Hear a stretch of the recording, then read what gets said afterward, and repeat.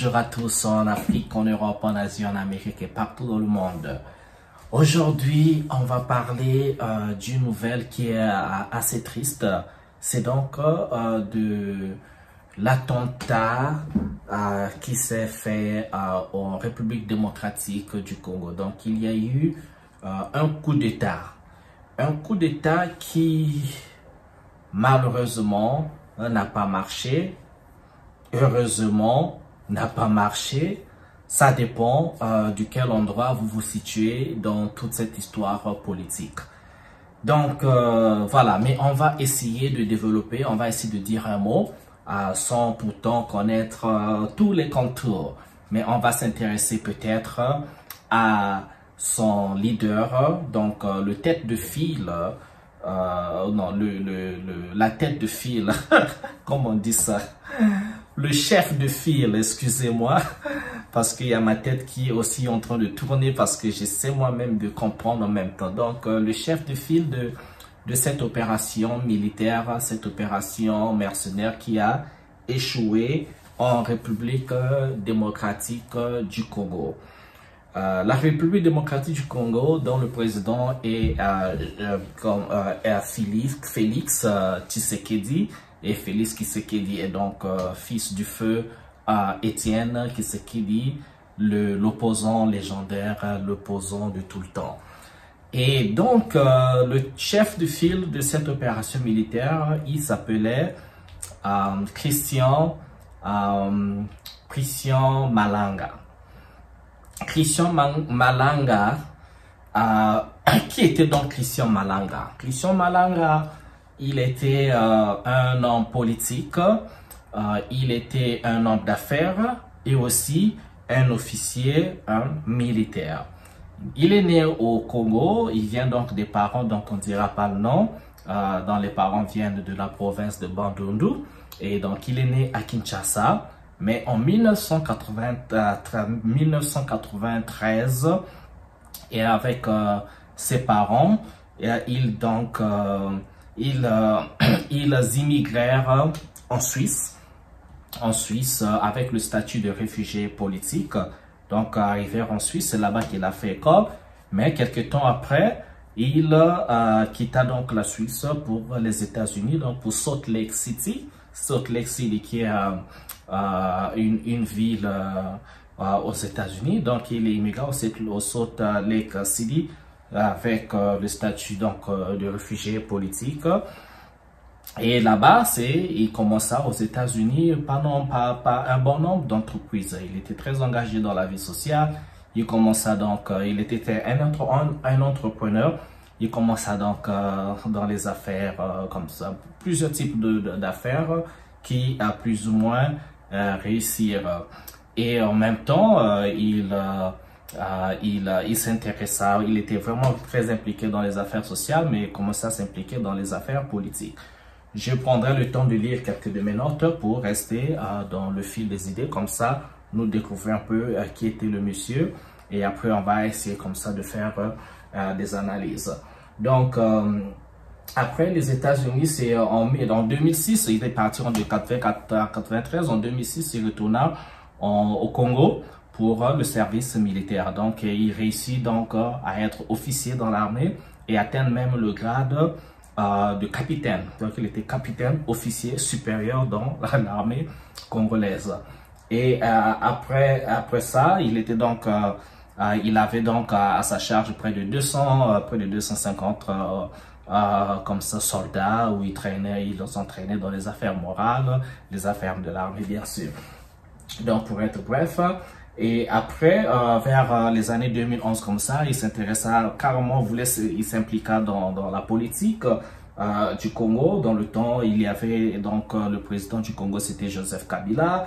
Et donc, je crois il y avait des attentes, des élans comme ça de rejoindre le parti de Kabila. Mais écoute, faisant partie des parlementaires, il décida de créer son propre parti.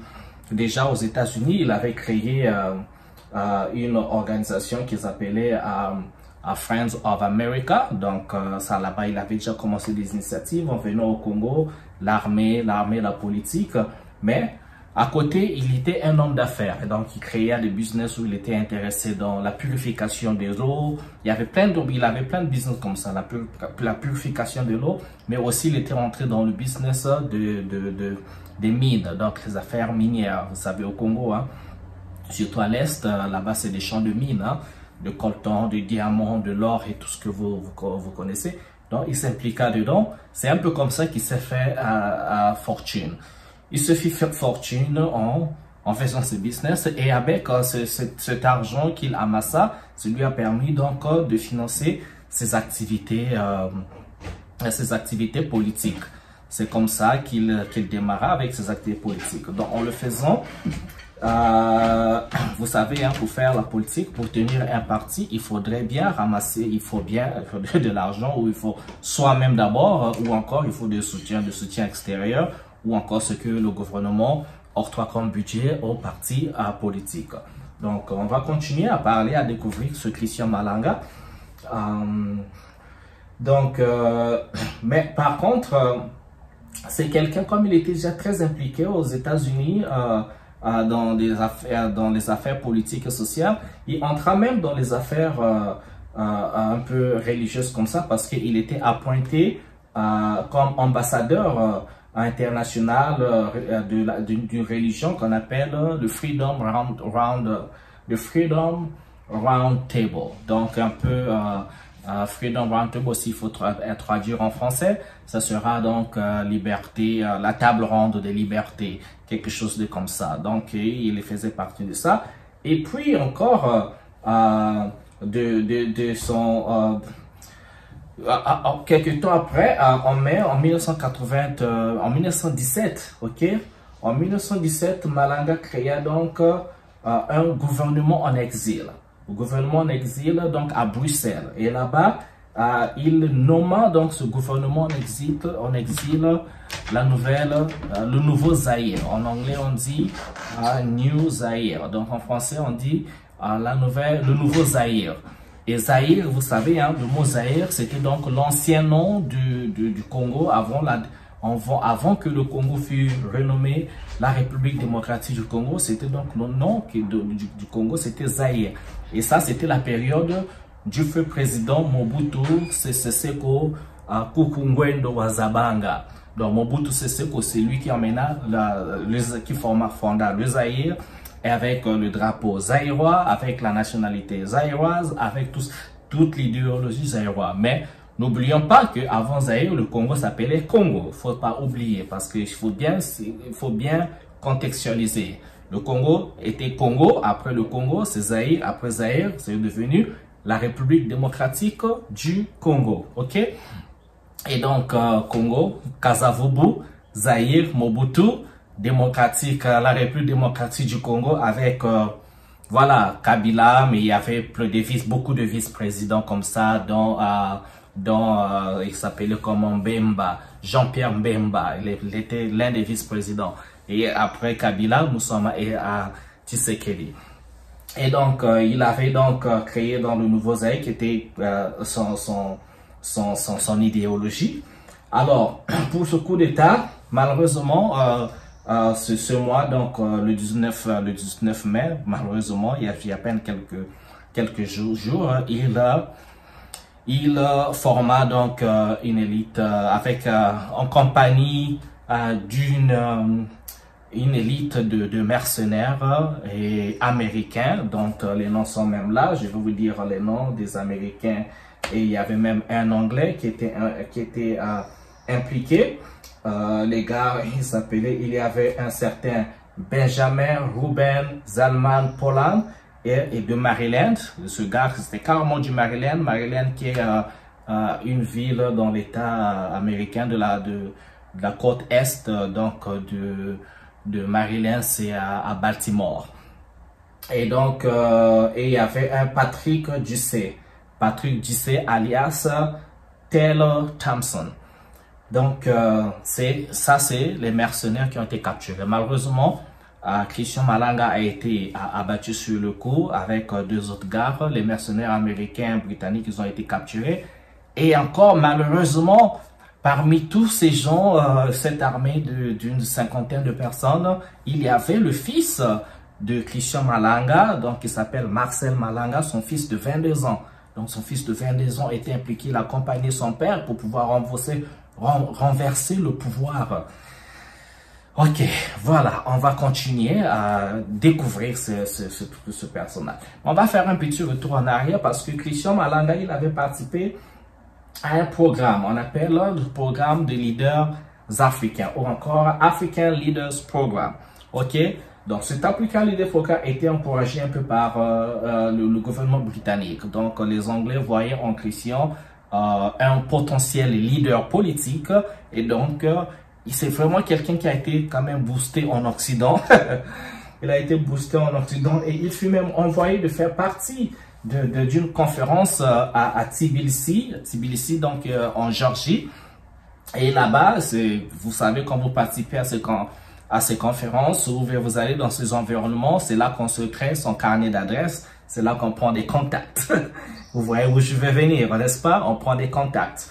Donc là-bas, il y a eu un programme de African Leaders, dont l'objectif était de former les gens pour combattre contre la corruption, apprendre comment faire de la réforme fiscale, comment aussi maîtriser le système de taxes, bien sûr, comment travailler pour la privatisation des entreprises de la nation et bien sûr développer un système d'assistance sociale et et bien sûr créer une éducation compétitive et aussi un système de santé efficient. Donc ça c'était donc l'un des objectifs pour former ces leaders là. Donc Christian Malanga faisait partie des gens qu'on devait ces leaders là, ces potentiels leaders, mais bien sûr parrainé par la Grande-Bretagne, les Occidentaux, nous savons. Donc on est parti de la Suisse, on est parti des États-Unis, Bruxelles, on est en Belgique, militaire, businessmen et tout ça. Et donc le coup d'État qui s'est passé il y a quelques jours a donc échoué. Et donc, mais le parti politique de Christian Malanga, pour terminer avec lui, son parti politique qu'il avait créé aux États-Unis, et ce parti politique était même enregistré aux États-Unis, officiellement enregistré aux États-Unis, et ça s'appelait le parti de United, je vais lire ça, United Congolese Party. Donc un peu en français on dira le parti des Congolais unis. Donc on peut voir ici que c'est quelqu'un qui avait quand même le souci de son pays.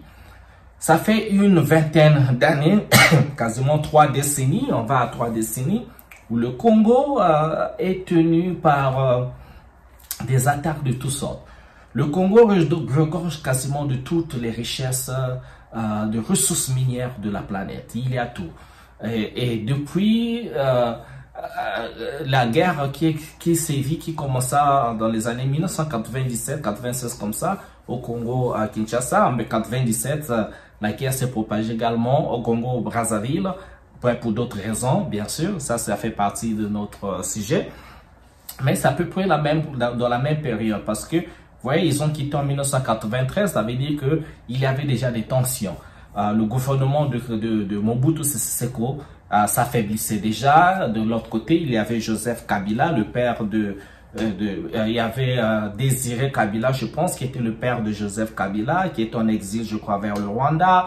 Ça préparait déjà des coups de la réforme. Il fallait changer le régime politique. Mobutu Sese Seko était affaibli. 97, la guerre arrive. Mobutu Sese Seko part en exil au Maroc. Et donc, plein de Congolais avaient quitté le Congo pour plusieurs directions, notamment en Europe. Et un peu partout, quoi, dans le monde. Et donc, et lui, c'est quelqu'un qui, je suis certain, avait les intentions, l'ambition de libérer son pays. Parce que on ne peut pas vivre dans le Congo, un pays aussi riche et avoir une population aussi pauvre. Et jusqu'aujourd'hui, nous avons ces tensions-là qui vont entre le Congo démocratique et le Rwanda, parce que le président du Rwanda, qui a le soutien qui soutient prétendument, où on dit, bon, c'est confirmé dans tous les médias, qui soutient le mouvement rebelle M23 qui sème tout le chaos à l'est du Congo. Et donc, l'exploitation des richesses du Congo par les corporations, avec les enfants des Congolais qui souffrent dans les mines pour prendre de l'or, pour prendre le coltan, aux dépens de leur vie, de leur santé. Et c'est toute une chaîne, c'est toute une complication comme ça, de problèmes, de morts. Et c'est un génocide en fait, parce que depuis deux décennies maintenant, on va à plus de 6 millions de morts. Et c'est carrément un génocide. Et donc, le Rwanda étant impliqué. Donc, pour toute personne qui a un peu de l'amour pour le Congo, veut voir le pays se libérer. Le Congo doit se libérer. Tous les Congolais, en fait, pas tout être humain qui voit un pays dans tel état ne serait pas d'accord. Et donc, pour ce jeune Christian, je pense que c'était son ambition donc de changer le régime. Et donc, c'était devenu pour lui crucial par tous les moyens de le faire, et il a usé le moyen des armes. Mais un coup d'État ne se fait pas seul, un coup d'État se fait avec des partisans. Donc ça va être soit des partisans qui sont réellement patriotes, qui sont congolais, qui vont le faire, comme on a vu dans d'autres parties de l'Afrique, notamment en Afrique de l'Ouest, le Burkina Faso, le Mali, le Niger. On a vu, bon, au Gabon, ça s'est passé également, mais c'est vraiment pas un coup d'État parce que c'est la famille. Oligui Nguema qui fait un coup d'État contre Omar Ali Bongo. Bon, c'est la famille, puisque Oligui l'a travaillé avec Omar Bongo, c'était le porteur de valises. Après, c'est la même famille, c'est le cousin. Vous avez vu que la France a même soutenu le coup. Quand la France s'implique dans vos affaires positivement, ça veut dire que c'est pas un coup. Et quand la France se prononce négativement, c'est qu'il y a quelque chose de positif dans ce que vous faites. Mais tant qu'elle est impliquée, c'est comme ça. Et donc, vous avez vu que lui, Christian Malanga, pour revenir, il avait le soutien des Américains. Et ces gens, quand on a été capturés, ces Américains, sont prétendument, pour l'instant, il y a des rumeurs qui font partie de la CIA, mais bien sûr, le gouvernement américain ferait ça, et que ce soit vrai ou pas, et ne sera jamais impliqué. Vous savez, hein, les mercenaires, on n'en parle pas beaucoup. Les mercenaires, c'est des gens qui travaillent pour des organisations de mercenaires qui existent. C'est des contractants. On les paye pour aller faire la salle besogne où vous voulez. Et là, ils vont faire la salle, ils vont faire le boulot que vous voulez. Hein, quand on les capture, aucun gouvernement ne va se prononcer. Mais on attend les jours qui suivent, les semaines qui suivent, les mois qui suivent pour connaître la vérité, qu'est-ce qu'on va en découler et qu'est-ce qu'on fera. Et des mercenaires et du fils de Christian Malanga, donc Marcel Malanga, et du reste du contingent. Qu'est-ce qu'on en fera? Quelles sont les nouvelles que nous aurons par rapport à ça? Et voilà, c'est très fâcheux. Est-ce que la question ici, est-ce que c'était une bonne initiative qui lui conduise un coup d'État pour donc déposséder Etienne Tshisekedi? Ça, je sais rien. Est-ce que c'était pas une bonne initiative? Ça non plus, je n'en sais rien. Je vous laisse dans les commentaires de laisser vos avis et tout.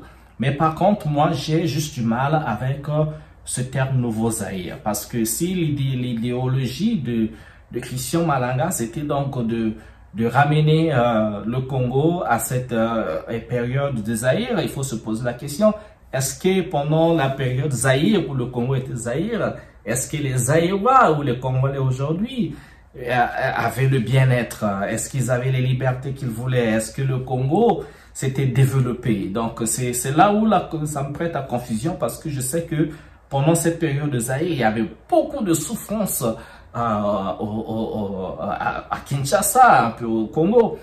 Nous avions, nous, au Congo, Congo-Brazzaville, donc en République du Congo, d'où je viens, nous étions comme des bourgeois, parce que les gars, nos voisins, nos frères et sœurs traversaient le fleuve Congo, venaient donc à Brazzaville, Pointe-Noire, un peu partout pour chercher du travail. Ils trouvaient du travail au Congo-Brazzaville. Et donc, même là, c'était devenu carrément un stigmate que dire Zaïrois. Quand on dit Longwa Kuna Zaïrois, ça veut dire dégager là Zaïrois. Et donc le nom Zaïrois devenait comme une insulte. Ça m'a toujours fait de mal, mais la société c'est comme ça. Hein. C'était devenu la stigmatisation, c'est comme ça. Quand vous êtes pauvre autres, comme nous autres Africains, partout on va, oui, Africains, Noirs. Vous savez comment nous les Noirs, nous sommes stigmatisés partout où on va dans le monde. Hein. C'est comme ça. Et donc nous aussi à nos niveaux, on stigmate ceux qui sont un peu plus moins que nous, ceux qu'on pense être moins que nous. De la même manière, on fait pour les pygmées. On dit pygmées, oui, les gens dans la forêt. Donc, nous sommes plus développés, vous comprenez? Mais ça fait partie de notre sujet. Et donc, cette période Zaïre, c'était une période particulièrement pas rose, ok? Il faut dire pas rose. Donc, moi, la confusion, c'est pourquoi Christian Malanga, il a pensé que, ben, écoute, c'est nouveau Zaïre et tout. Bon, il fallait repartir au nouveau Zaïre et tout, ça voulait dire quoi? Bien que je peux comprendre son intention de vouloir le bien du Congo. Mais moi, je me dis toujours, est-ce que si Félix Tshisekedi partait du pouvoir, est-ce que le Congo redeviendrait le Congo dont on rêve, où tout le monde rêve, ce Congo-là développé bien, le Congo de paix? Parce qu'avant lui, il y a eu Kabila. Tout le monde disait, oui, Kabila dégage, Kabila est parti. Ben, est-ce qu'on a vu un changement? C'est ça la question. Est-ce que c'est contre les présidents qu'il faut lutter ou c'est contre un système?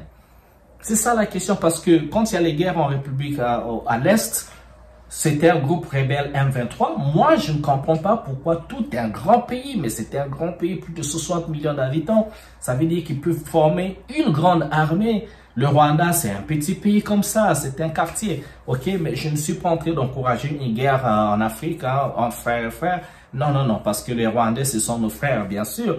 Mais je me dis que si c'est un groupe rebelle, le M23 se prononce comme un groupe rebelle. Je ne comprends pas qu'un groupe rebelle fasse à toute une armée congolaise. C'est quand même une armée nationale. Comment un groupe rebelle peut résister à toute une armée nationale? Que se passe-t-il? Il n'y a pas de tanks, il n'y a pas assez de munitions, il n'y a pas, on ne peut pas acheter l'armement, l'équipement qu'il faut. Pourquoi tous les Congolais ne deviennent pas militaires pour pouvoir aider leurs frères, leurs enfants qui sont massacrés pendant des décennies déjà à l'est du Congo? Pourquoi? C'est un groupe rebelle, c'est pas une nation, c'est pas une guerre contre nation, c'est le Congo contre un groupe rebelle ou encore contre des mercenaires. Mais pourquoi? Pourquoi est-ce que les présidents qui passent à tour de rôle ne font pas une politique de protéger le pays? Est-ce que il y a des complicités? Donc c'est assez compliqué, mais je me dis que s'il avait cette volonté d'éradiquer ce groupe rebelle, il devait y avoir. Est-ce que les présidents ont une certaine influence ou sont dans une certaine incapacité de prendre certaines décisions? Ça, je n'en sais rien. Ben, je trouve ça louche quand même. Ok? Donc, voilà, c'était mon analyse. Je donne vraiment, je ne sais pas ce qu'ils feront du fils de Malanga, paix à son âme, parce que c'est un Congolais, patriote, je pense. J'ai vu quelques vidéos, sur les réseaux. On reviendra peut-être sur ce sujet en partageant ces vidéos. Pour l'instant, laissez les commentaires, partagez. Mais toutes mes prières pour le Congo, pour les familles endeuillées, parce que le Congolais est fatigué, le Congolais veut vivre, l'Africain veut vivre, on veut bénéficier de nos ressources. On n'a pas besoin d'aller dans les pays des autres, on nous traite comme des cochons ailleurs. Toujours cette histoire de racisme. C'est l'Afrique qui nourrit le monde, mais c'est l'Afrique qui est toujours en train de courir vers le monde à chercher la pitance. C'est fatigant quand même, ces trucs-là. Il faut qu'il y ait un peu d'amour pour l'Afrique, un peu d'amour pour nos pays, quoi. Et surtout, on doit se battre pour ça. Comme ça, on va rester chez nous, manger chez nous, développer chez nous, avoir nos voitures, construire, vivre avec toute la dignité humaine qu'il faut, quoi. Mais chez nous, on n'a pas besoin. On va chez les autres pour des vacances ou bon, on peut aller peut-être pour changer d'air, mais il faut que ça cesse quand même. Ok, de tout cœur avec le Congo, avec tous les Congolais, avec tous les Africains. Merci de m'avoir suivi. On se retrouve pour une prochaine vidéo. Pour l'instant, je vous souhaite bien le bonheur chez vous. Ciao, ciao.